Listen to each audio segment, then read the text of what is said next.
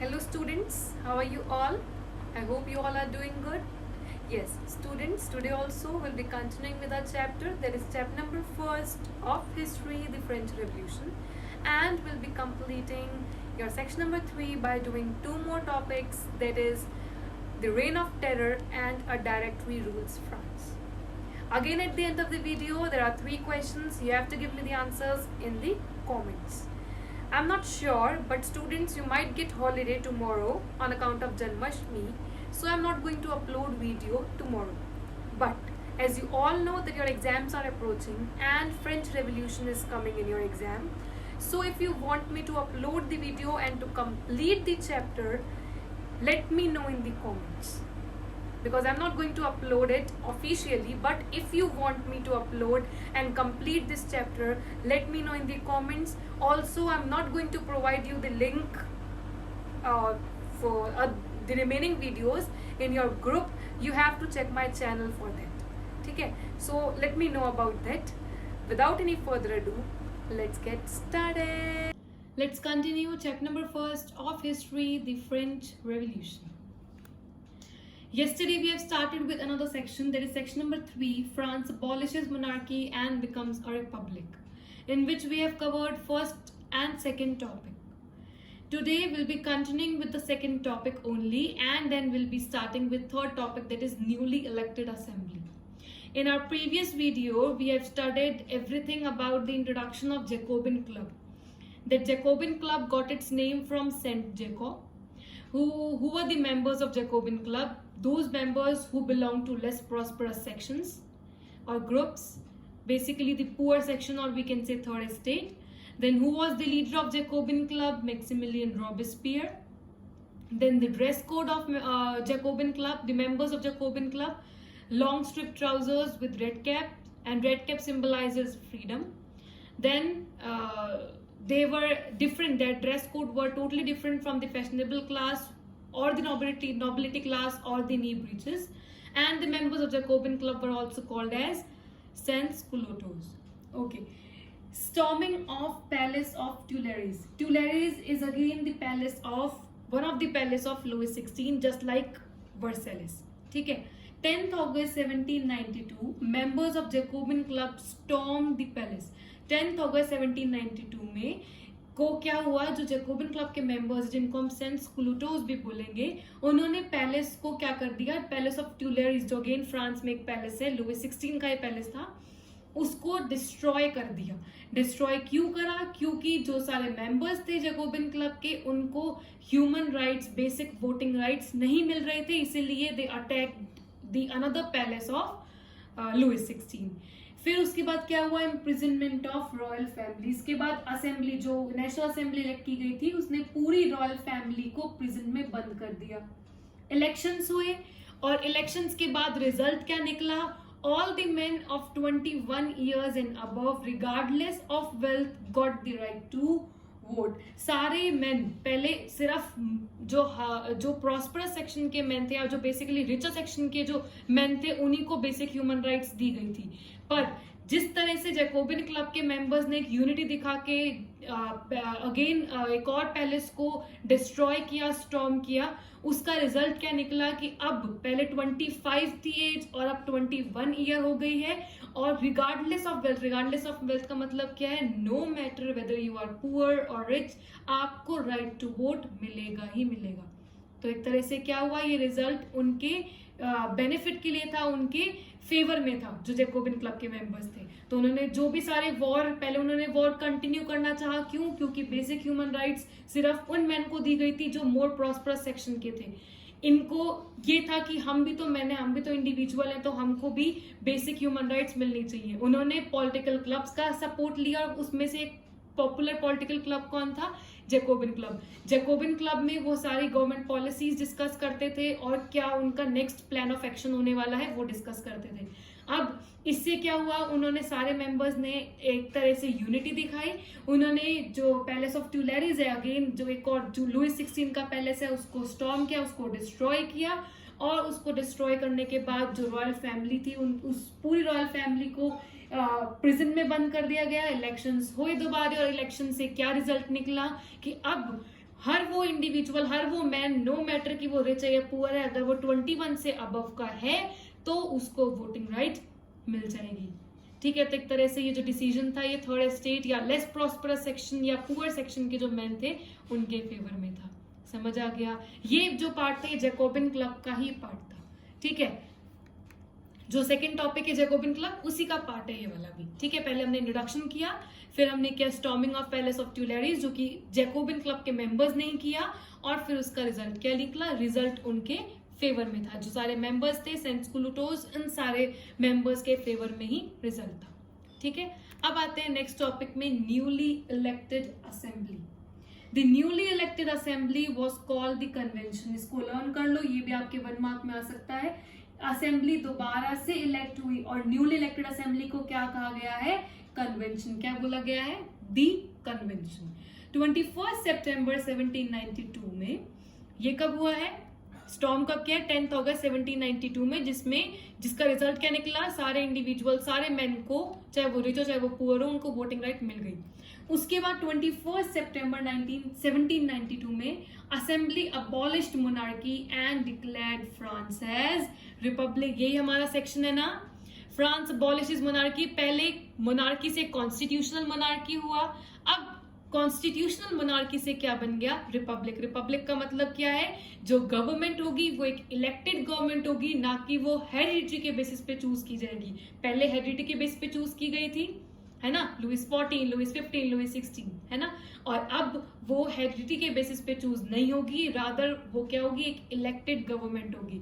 तो 21 सितंबर 1792 में असेंबली, जो न्यूली इलेक्टेड असेंबली जो इलेक्ट हुई थी, जो न्यू असेंबली इलेक्ट हुई थी, उन्होंने क्या डिक्लेयर किया कि अब जो फ्रांस है वो रिपब्लिक हो गया है, फ्रांस में अब कॉन्स्टिट्यूशनल मोनार्की भी नहीं रही है। 21 जनवरी 1793 Louis 16 was sentenced to death।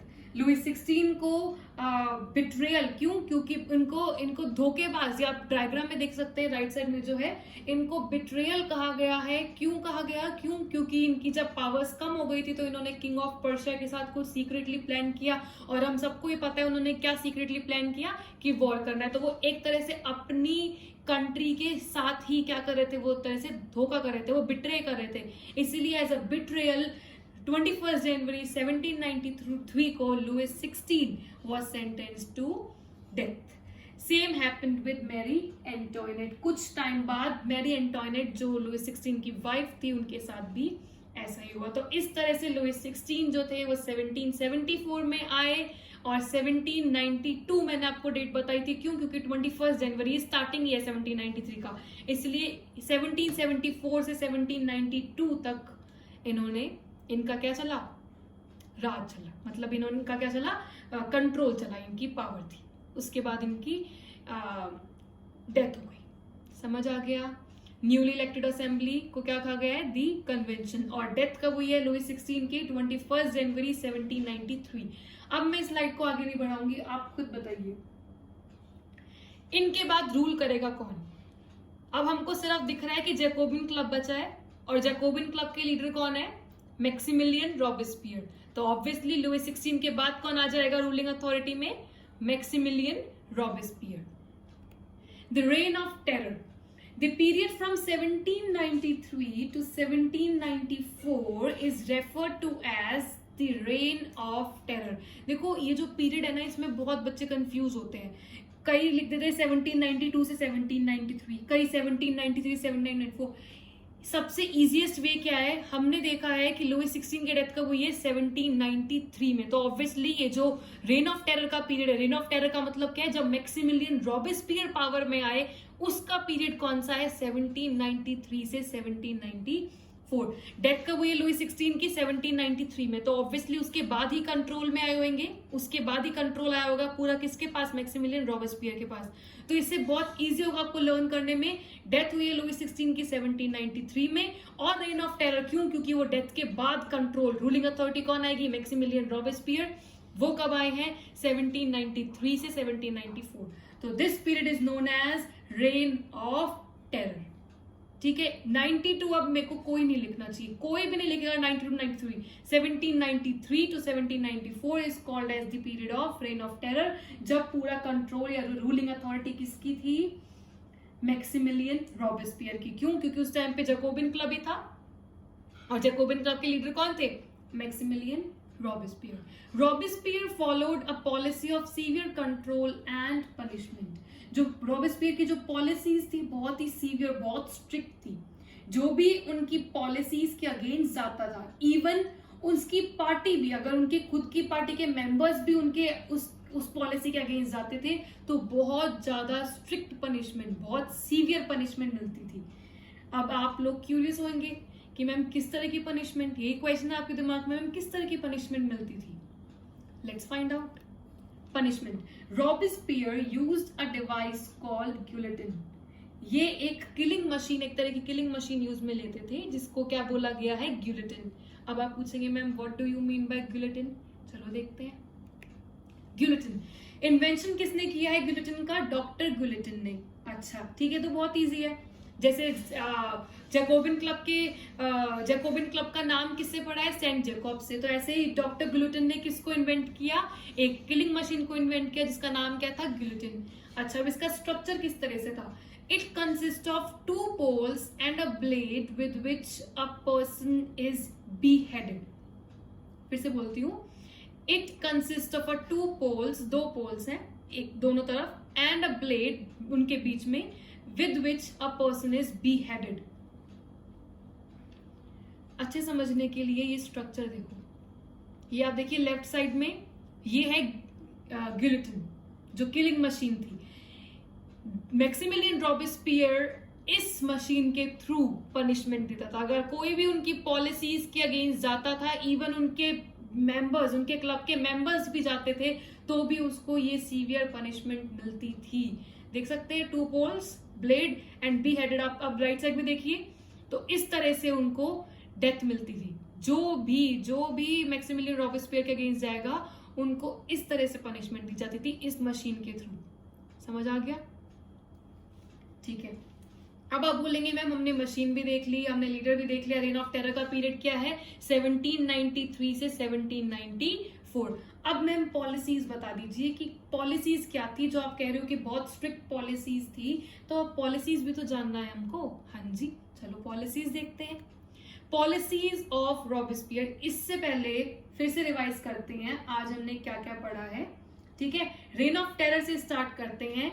Rain of terror का जो पीरियड है वो कब से कब तक है, 1793 से 1794। 1793 क्यों, क्योंकि 1793 में ही किसकी डेथ हुई है, 21 जनवरी 1793 में किसकी डेथ हुई है, लुइस 16 की। और लुइस 16 के बाद कंट्रोल किसके पास आया, मैक्सिमिलियन रॉबेस्पियर। इसलिए ये पीरियड का क्या कहा गया है, 1793 से 1794। लीडर कौन है, मैक्सिमिलियन रॉबेस्पियर। मैक्सिमिलियन रॉबेस्पियर बहुत स्ट्रिक्ट पॉलिसीज यूज में लेते थे, और अगर उनकी पॉलिसीज के अगेंस्ट कोई भी गया तो उसको पनिशमेंट मिलती थी। पनिशमेंट किस डिवाइस से, किस मशीन से मिलती थी, उस मशीन का नाम क्या है, यस गिलोटिन। और ये गिलोटिन मशीन किसने इन्वेंट की है, डॉक्टर गिलोटिन ने। इसका स्ट्रक्चर भी पता है, हाँ जी मैम इसका स्ट्रक्चर भी पता है। अब जरा पॉलिसीज देखते हैं।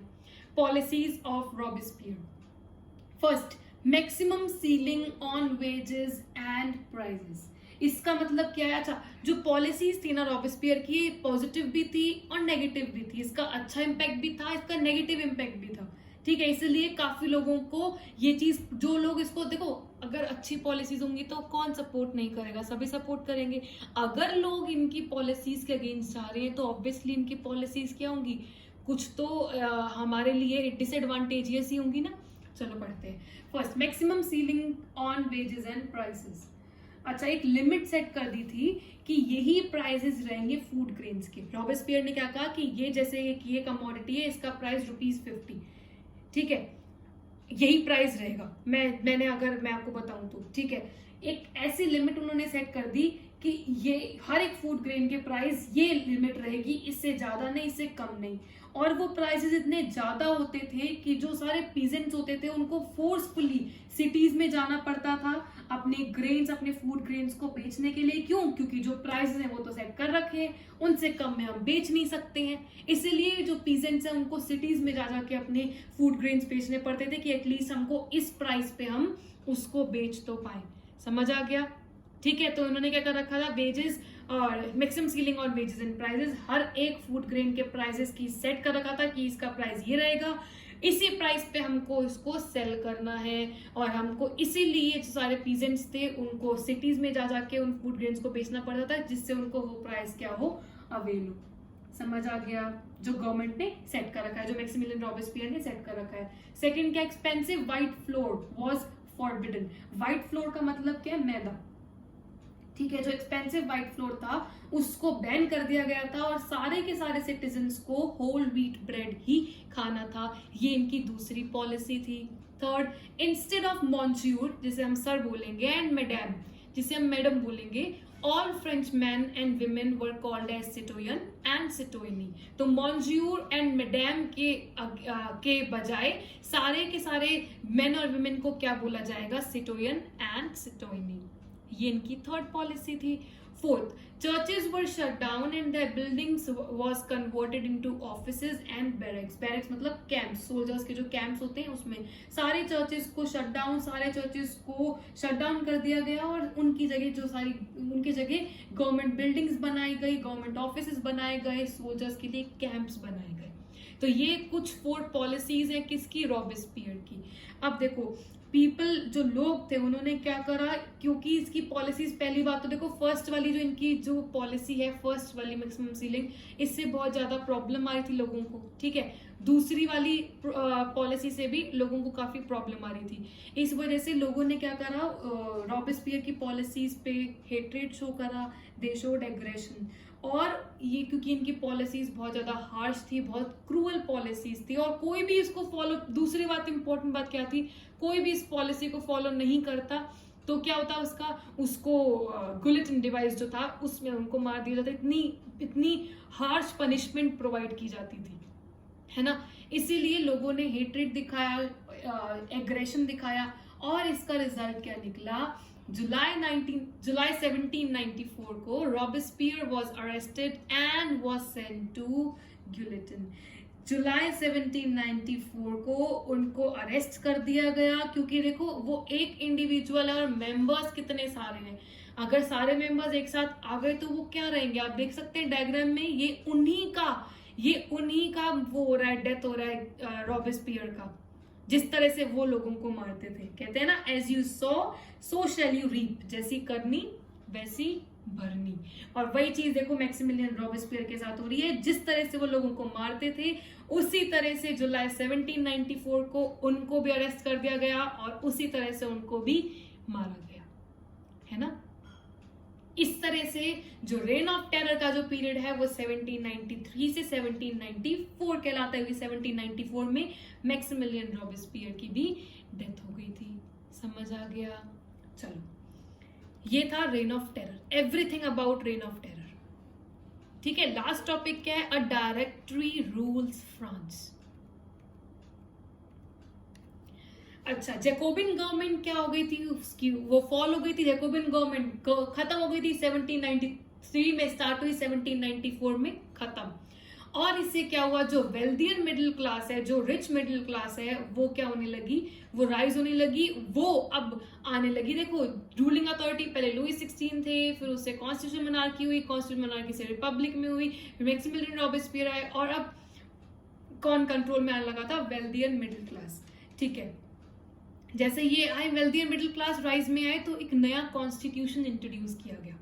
नए कॉन्स्टिट्यूशन जो इंट्रोड्यूस किया गया उसमें क्या हुआ, देखो वोटिंग राइट सिर्फ किसको दी गई, मैन हु हैव प्रॉपर्टी। पहले वोटिंग राइट किसको थी, सिर्फ रिच सेक्शन को थी। फिर उसके बाद जब पैलेस ऑफ ट्यूलेरीज को डिस्ट्रॉय किया, उसके बाद वोटिंग राइट हर वो 21 से अबव के एज को, हर मैन को आ गई, जो 21 से अबव है, चाहे वो वेल्दियर है चाहे वो नहीं है। ठीक है, फिर नया कॉन्स्टिट्यूशन हुआ जिसमें वोटिंग राइट किसको दी गई, मैन हु हैव प्रॉपर्टी, जिस इंडिविजुअल के पास प्रॉपर्टी है उसको ही वोटिंग राइट दी जाएगी। No property no voting right, property voting right, property है तो voting right, no property no voting right. और अब जो मेन है जिनके पास प्रॉपर्टी है वो किसको फिर इलेक्ट करेंगे, वो 2 लेजिस्लेटिव काउंसिल को इलेक्ट करेंगे, ठीक है। और फिर 2 लेजिस्लेटिव काउंसिल जो है वो किसको अपॉइंट करेगी, डायरेक्टरी। तो ये एक तरह का कॉन्स्टिट्यूशन बनाया गया जिसमें ये कुछ चेंजेस लाए गए। वोटिंग राइट किसको दी गई, सिर्फ उन इंडिविजुअल्स को जिनके पास प्रॉपर्टी है। उसके बाद उन्होंने किसको इलेक्ट किया, 2 लेजिस्लेटिव काउंसिल को, और वो 2 लेजिस्लेटिव काउंसिल किसको अपॉइंट करेंगी, डायरेक्टरी को। Now you will ask me the question, ma'am what do you mean by directory. चलो देखते हैं। अच्छा, हमने ऑर्गन्स ऑफ गवर्नमेंट पढ़ रखा है ना 8th में। पहले कौन होते हैं, लेजिस्लेटिव, और फिर कौन होते हैं, executive, the one who executes the decision. तो वही डायरेक्टरी है। देखो, an executive made up of 5 members, ये भी क्वेश्चन आ सकता है। An executive made up of 5 members, उसको डायरेक्टरी बोला जाता है। तो जो कॉन्स्टिट्यूशन दोबारा से इलेक्ट किया गया उसमें वोटिंग राइट उनको दी गई जिनके पास प्रॉपर्टी थी।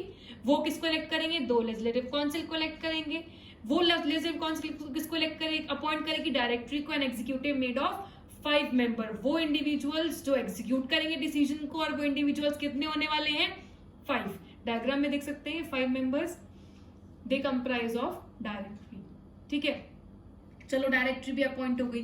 अब आप बोलेंगे कि मैम ये जो डायरेक्टरी अपॉइंट हुई है इसके अपॉइंटमेंट के पीछे रीजन क्या है, डायरेक्टरी अपॉइंट क्यों की गई, मैम ये 5 मेंबर्स अपॉइंट क्यों किए गए।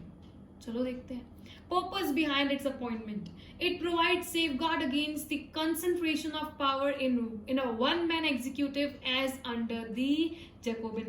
पहले फ्रांस में क्या होता रहा था कि पावर जो थी वो कन्फाइंड थी। पहले किंग लुइस 16 के पास पावर थी, फिर मैक्सिमिलियन रॉबेस्पियर के पास पावर आ गई। इस चीज को, इस रूल को हटाने के लिए ही डायरेक्टरी को क्या किया गया है, अपॉइंट किया गया। समझ आ गया कि एक इंडिविजुअल के पास पावर कन्फाइंड ना रहे, वो हर एक इंडिविजुअल के पास हो जाए।